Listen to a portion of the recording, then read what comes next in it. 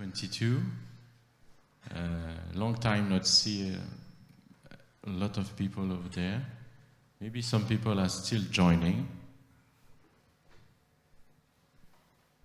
Not much. Okay, so welcome everyone, and we will start with some presentation today. Just before that, a few information. So today is in this place. Yesterday was another place. Tomorrow, who knows? Tonight will be some events. We will have more information later.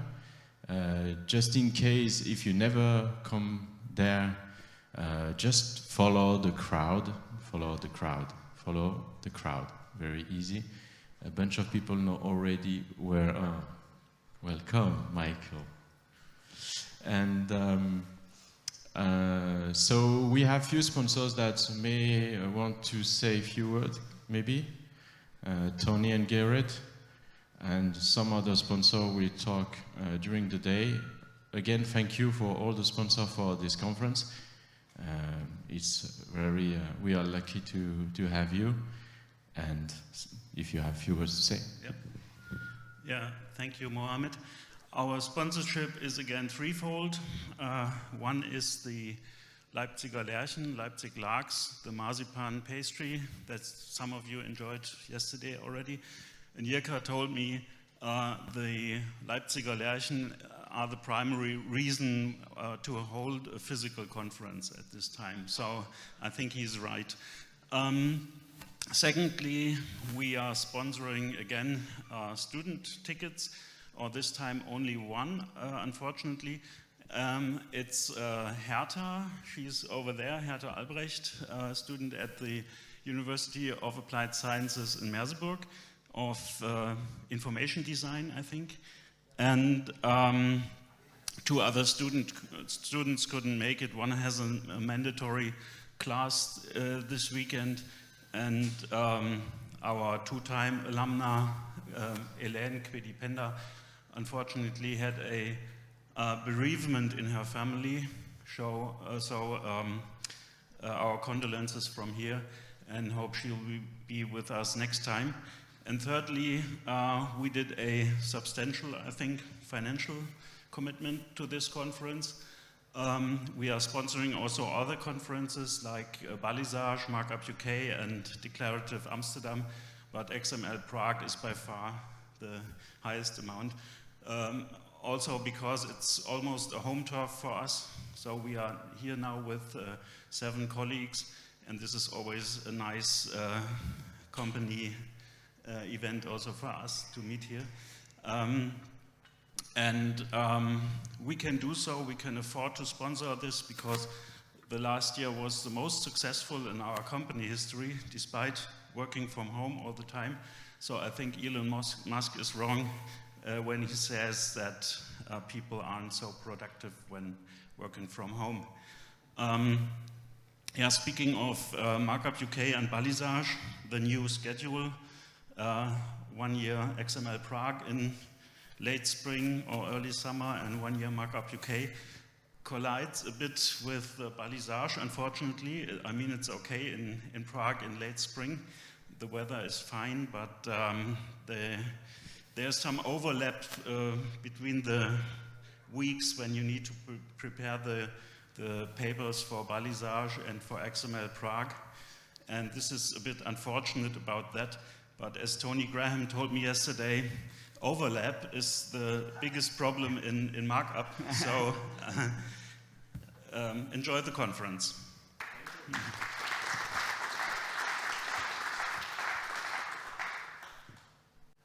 Thank you for the pre-publicity. So I'm Tony Graham from Antenna House. Ordinarily it would be Mike Miller here talking to you, but Mike had to stay close to home for family reasons, not COVID related, and he's fine and healthy. So it's me today. Antenna House is vendor of XSLFO, CSS, formatter, and also of interest here, the regression testing system. If you want to talk to me about those, learn more about those, then talk to me during the conference, but otherwise, enjoy the conference. Thank you. Thank you, Tony, and thank you, Gerrit. So we will start right now with Ken presenting a paper on committee-based semantic model. And I see something I don't understand. It's XSD? What's XSD? What is XSD? Morning, everyone. It's nice to see everyone. I'm bringing you greetings from Paul Cotton, who could not be here, and he was an attendee many years ago, and he likes being at this conference. He couldn't be here. A colleague of mine from Canada, and we're all thinking of Liam in his recovery. He couldn't be here as well, but he did present by recording yesterday, which was nice. So I bring you those greetings, and I am thankful to the organization committee for choosing to include me in the program today. I'm looking forward to bragging about UBL. Those of you who know me know that I like to brag about UBL and the things that we have done. And I want to thank the reviewers for their comments, and I hope that I have addressed all of the comments as part of my presentation. I have a lengthy paper backing up these few slides, so I don't have everything that's in the paper here. I'm just going to talk to the points of the paper that I will direct you to. They're in the proceedings, and I've reviewed the proceedings, and the paper is complete, so we're all set. My name is Ken Holman. For many years, I was the chairman of the UBL Technical Committee at OASIS and the chairman of the Codeless Committee at OASIS. I've stepped down from most of my standards obligations. I was a member of ISO in ISO's mirror committees in Canada for 31 years. And standards, I live in the ivory tower.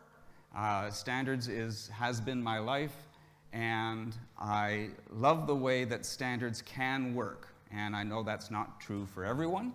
I hope to show you today how we were able to utilize standards in our approach to working with UBL that gave us the leverage to address 20 years after the start of UBL. We were able to address a community request for JSON schemas when we began with XSD. From day one, UBL has been XSD, and those are the normative standards, the normative expression of UBL, but we got a request from the community to support JSON as well, and we were able to do so very readily, again, because I believe we followed the concepts of standards as published, and that gave us the flexibility and the power to be able to get to the point where I can push a button and out come both XSD and JSON expressions of the syntax available, two syntaxes then available for the content of electronic commerce documents. Now, I'm trying to say that very specifically, and I'll explain why in a moment. But first, let me introduce to you the world of the Universal Business Language. This is a set of e-commerce standards, electronic commerce standards, widely deployed around the world now in many four-corner model networks, adopted across Europe as part of the PEPAL project, which has now expanded to Singapore, Australia, New Zealand, Japan. In the US, the Federal Reserve Bank of Minneapolis has been facilitating the BPC network, and the hub format across this four-corner model network is UBL XML, and it is used in South America. It's being looked at from Africa. It is a global standard for the semantics, for the syntax expression of the semantics of electronic commerce. And if you think about procurement, in the diagram here, I show the use of UBL in the circle of procurement, starting with tendering to quotations. You make an order and you ship some material. Well, that jumps into the area of transportation. where you have to schedule the transport, have way bills, get your transportation status, maybe a freight invoice, and it gets received, which triggers an invoice. Now, we mesh well with ISO 20022, a banking standard, so that you can then, using 20022, work with banks to get your payment out, and then the remittance advice is the evidence of the payment, and then you check your product activity and the availability of your stock, which might trigger more tendering and more ordering. So it's a circle. Procurement, and then this bit about transportation. So UBL addresses procurement, transportation. It does not address the banking because we don't want to step on anyone's toes. So, Open-edi standards. 30 years ago, in the early 90s, ISO IEC 14662, the Open-edi reference model, was developed. And this recognized the separation of the business-oriented view of electronic commerce and the functional services view of electronic commerce. So the business view is the world in which I do business, who I am doing business with, the rules of business, and the bundles of information that are being exchanged in business. And ISO IEC 15944, Part 20, you have to get used to all of that when you're working with standards, illustrates this separation and how the many components of the semantics, you have the environment in which you do business, the scenarios between business trading partners, the roles of the parties involved in those scenarios, and the bundles of information that are exchanged. And notice the use of the word bundle. There is no implication here of syntax. This is a semantic expression of the kind of information that needs to be exchanged. Now, in the functional services view, that's where the rubber hits the road. This is where you need user data. You need syntax. You need the ability to express those semantics in a way that your trading partner is going to be able to consume, ingest, and do and respond to that information in the business context based on what it finds in the user data, which is choreographed and sent along some transport mechanism between parties in order to get it exchanged. So, the scope of UBL is only two areas according to 15944 Part 20. What goes into an information bundle and what that information bundle looks like in syntax. And if you, the right-hand column, ISO IEC 19845, that's the UBL specification from OASIS as an ISO standard. Section 2 is what can go into an information bundle, the semantics, the abstraction of what goes into an exchange between the roles of trading partners in a scenario in a business environment. Well, the user data associated with that are the schemas, the document constraints, the use of digital signatures. Those are the other sections of the standard. So we have even written the standard document recognizing the separation of the semantics of the information being exchanged and the syntax for that. Well, we are all practitioners of XML, and we like to use all of the many data types available to us in creating elements with arbitrary attributes and the kinds of things, and we have often looked at our information directly at the XML. What can we do with our XML to express this information? And we have a plethora of data types to use, There's a more limited set in JSON, but sure enough, you can take your information, you have to express it that way. And that is not the way that UBL has looked at data. Again, because it is looking at the semantics of information bundles. Again, no implication of syntax. What is in the information bundle? And there is a specification from the United Nations Center for Trade Facilitation, UNCFACT, called the CCTS, Core Component Type Specifications, and, Core Component Technical Specification, which includes the definition of these core component types. This is as low as you get in an information bundle expression. There is no implication in this left-hand column of core component types of anything to do with syntax. What is an amount? An amount is a number plus a mandatory currency. That's what makes it an amount, is the mandatory currency. That's called that's one of the supplementary components. And so on the right-hand column, you have supplementary components. And some of them are optional, some of them are mandatory. Some of them are constrained to XSD date and time in our use of CCTS. And that's a bit of a trade-off there in the formal specification of CCTS.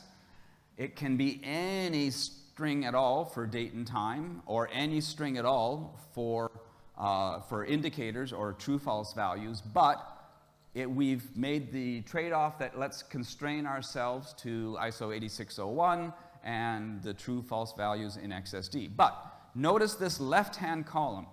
These are the kinds of semantic business-based objects that the business people in the committee understand. There are very few angle bracket people in the UBL committee. Most of the UBL committee is all about the business of UBL, what gets expressed in the information. And these are the only types available to them. They have done all of their expression with this left-hand column. They don't know elements. They don't know attributes. These business experts are focused just on these core component types. Well, in this diagram, you see the core component types at the bottom. They are used to define unqualified data types, which might get qualified for things like code lists. These get used as the leaves of a hierarchy, leaves of the tree of business information, which get used in the branches of the tree, which are the ASBIEs. And these are defined by their shape, and their shape is specified in an ABIE, an aggregate. And at the top left, you can see the document ABIE. Well, put this into a UBL context. On the left, you have the UBL library as published by the UBL committee. 91 different business documents are defined in 2.3. There will probably be over 100 in UBL 2.4.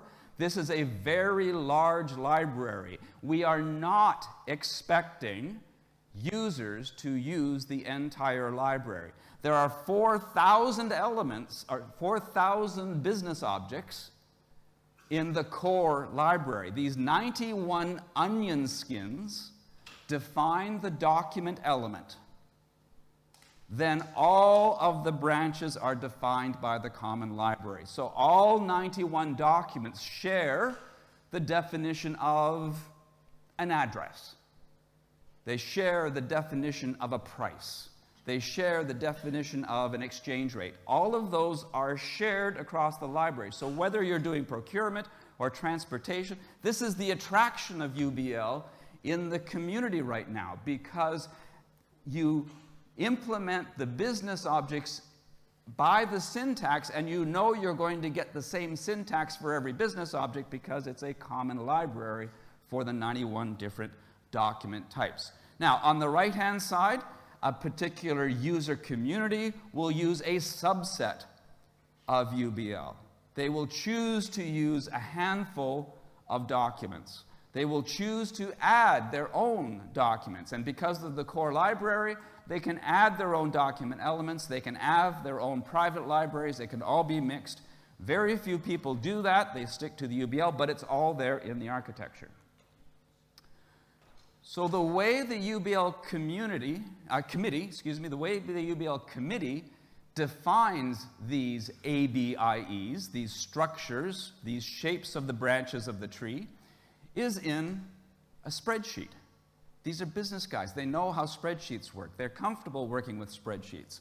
There I have, and I'm not expecting you to read this, but I'm showing the definition of an address as being, looks like 24 leaves of the tree and 3 branches which have other information below it. And column C shows the cardinality of these constructs as defined by the committee. And a user community cherry picks what they want in their definition of an address, and then the community chooses to use this. But for the committee, we define those common semantics that we expect people to understand, general accounting principles, general information concepts that are agreed by the committee and commented on by the communities to tell us, yes, you've got a good understanding of these business semantics. So back to the diagram of 14662, the BOV FSV. On the right-hand side, you can see that there is a transformation from the business objects to the validation artifacts. And these are called naming and design rules, NDRs. And the way a standardization committee implements the NDRs dictates how the syntax is going to be reflecting the business objects. And there is not consensus in the world about NDRs. The NDRs used by UNC-FACT are different than the NDRs used by UBL. An important example is that in the UNC-FACT use of coded domains, code lists, values, they bake in to their XSDs enumerations of the coded values. The UBL committee says no. That is data, that is community-defined content, and the UBL committee does not want to step on or dictate how a community is going to be using the UBL definition. We only want to define structure. We do not want to define content. We want the community to define content. So we have split up validation into 2 significant steps. The structural and lexical validation that can be accomplished with XSD, telling us that the information is in the correct place, the information has all of the required components, and the data inside those elements and attributes is correctly formatted, and that's all the committee says. The committee then expects the community to have a second pass, and we've illustrated it with XSLT. It doesn't have to be XSLT. We use, many of our communities use schematron to express the value constraints, and that is what is used to confirm that the content is complete. We do not bake in any assumptions of user data into our XSDs. Another significant difference in the schemas is to expect the unexpected. And we know in our committee that we have not thought of everything. We know that there will be user groups out there wanting to use UBL who have requirements that we haven't thought of. And so we have baked into the UBL schemas an extension possibility at each and every branch of the tree, so that our communities can extend any one of the business objects to include their additional information expressed the way, however they want to express it. Perhaps there's another committee, a W3C committee or something, that has a standard for expressing content that we have not included in our committee specification. They can include that at any branch, and they take their extended information record, they put the standard bits into the standard UBL, and they put the custom bits into the extension. The actual way that artifacts are generated has been automated. I am trying to step away from the committee. I am trying to spend more time with my grandchildren. I am equipping the committee to be able to create all of the validation artifacts on the push of a button. It is all automated in GitHub. That spreadsheet that I showed you the picture of before is on Google. Whenever any user checks in and pushes a change to the repository, sometimes it's just touching a file in order to trigger the change because there's no change to the actual GitHub contents, but every push will go out and fetch the spreadsheet contents, transform it into generic code, produce all of the reports, produce the supporting documentation, produce both ODF and XLS versions of the spreadsheet, because there are users out there who still want to look at the data as spreadsheets, and produce the XSDs and the JSON. And this was all that I had to change to get JSON. Is all we did was look at the naming and design rules and incorporate the serialization of business objects using JSON schema, and we're using draft 07 for now, so that users of JSON can have the expression. And we were able to do that because we looked at our information semantically. We did not jump in with both feet and start doing XSD and XML syntax from day one. From day one, we stuck with the semantic expression of the business objects. That meant that in the artifact production, I just had to write some XSLT to create JSON schemas of the same business objects as the XSD. And that is a separate publication than UBL. It's the OASIS Business Document Naming and Design Rules. And all of the references are in the paper that's part of the proceedings. Well, one of the questions from the reviewer is, why are the schemas so complex? And, well, they're intricate. I don't know if that's a softer word than complex, but because at every level you might have naming conventions that will collide. And so we wanted to put each of the layers of the schemas in a different namespace so that each layer could use the same names where applicable. But in this schema hierarchy, I bring your focus on the right-hand set of arrows down at the bottom, the CCTS CCT schema. This schema fragment defines the core component types, and in the UBL hierarchy, it is the UNCFACT publication. It is their XSD file that we are using at the base of our entire schema tree. And that promotes interoperability between other users of CCTS, because we're all using the same base schema and we build everything on top of that.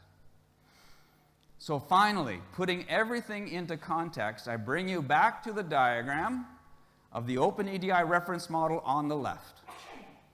At the top, we have the business-oriented view, which is the semantic perspective of what it means to do business and what kind of information is exchanged between trading partners. The bottom half is the functional service view, where the rubber hits the road, how the actual machines are going to communicate this information successfully so that the abstractions can do their business because they have successfully exchanged the information. The second column separates it up. The environment in which I'm doing business, the scenarios between trading partners, the roles of the trading partners that are going to exchange information bundles. Those bundles are expressed as user data in a choreography across a transport network, and I've shown you UBL filling in the bubbles for information bundles and user data. But what about the other bundles? Well, in Europe, PEPAL has adopted the European norm SEN-BII, the business interoperability specification of profiles for scenarios and roles and a syntax binding to UBL, and PEPAL provides the legal framework. So you can see that UBL doesn't try to address the business semantics, it's only trying to address the information semantics. And that, in one picture, shows everything. It shows the business document, naming and design rules, transforming the business objects into the schemas for user data, but it's all in a context, and every user community of UBL should be having this context of the scenarios and roles and the legal framework and the business environment in which this is all used. So what are the implications for your own data? Can you find an abstraction for your information? Do you have to jump into the XML? Do you have to? Can you think of an abstraction that expresses your information? Can you mechanically produce the rules? Imagine if they asked me to hand author 4,000 elements in the UBL schema. I would not long have been a member of the group. So, model your document using this abstraction that you define, and then generate the validation artifacts. And once you're generating the validation artifacts, you then have the power to generate different sets of validation artifacts. And something I want you to take away from this is don't forget to expect the unexpected, because I doubt that you've thought of everything. Your users will think of things that you haven't thought of. So please try to accommodate your users. So try to think in your own, walk away from this presentation looking at your own data, thinking of how the UBL committee has used a semantic perspective to insulate itself from the syntax, which gave us the power 20 years after we started to push a button and produce JSON schemas for those who want to use JSON to interoperate instead of XML. Thank you very much.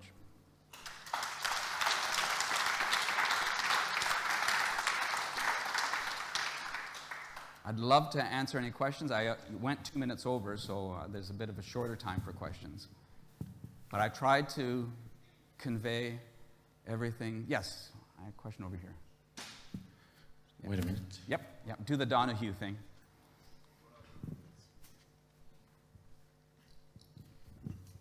Hi, Ken. This is Michael from yesterday. Yes, hi. Thanks for showing a working standardization process. As yesterday we talked about several efforts that kind of went stale. So Oh, okay. I have a more technical question. You mentioned you written some XSLT to create the JSON schemas. Yes, Did you use the XML to JSON function of XPath? I did not. You did not. So you went through all these Text mode. Text mode, and I kept track of the brace brackets. Okay, my pity. Because otherwise, I guess we would be kind of quite close to having a linearized XSD, XML, transforming that into the JSON XML representation, and then... Well, to make my job easy in doing that, I did go through an intermediate hierarchy of JSON concepts as XML elements or nodes in a tree. Okay. And then I had a brainless serialization of those nodes with brace brackets. Okay. So I did have, I didn't try to jump right to the brace brackets as an interpretation of JSON schema. Okay. I went to a node tree of JSON schema semantics and then just serialized the node tree. You've written your own XML to JSON function, basically. Yeah, yes, I refrain from using that phrase because XML to JSON gets abused, in my opinion, because there are too many different ways people want to see the JSON of an XML. I see. Thank you. Yes, O'Neill.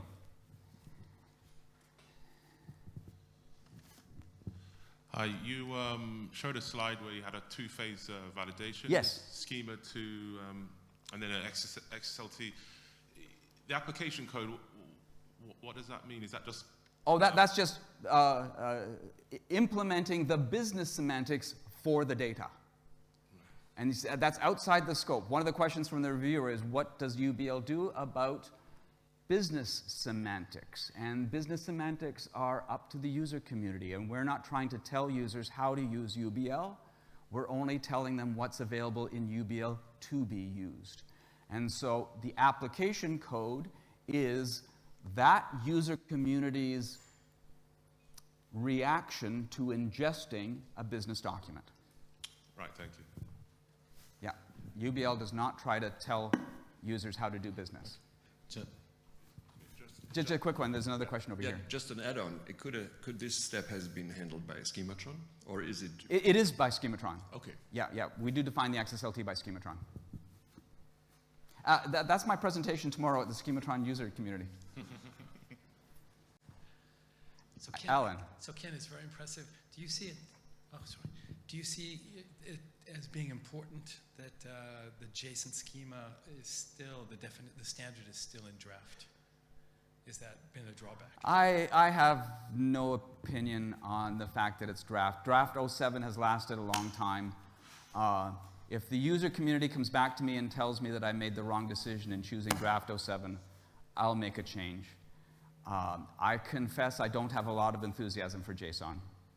And you can if you look at my LinkedIn essays, I responded to an XML dev question about XML versus JSON. And I say it's different horses for different courses. And I will let the user community tell me what they want. Or tell my colleagues what they want, because I want off the committee. Thank you for your attention this morning. Enjoy the rest of the conference.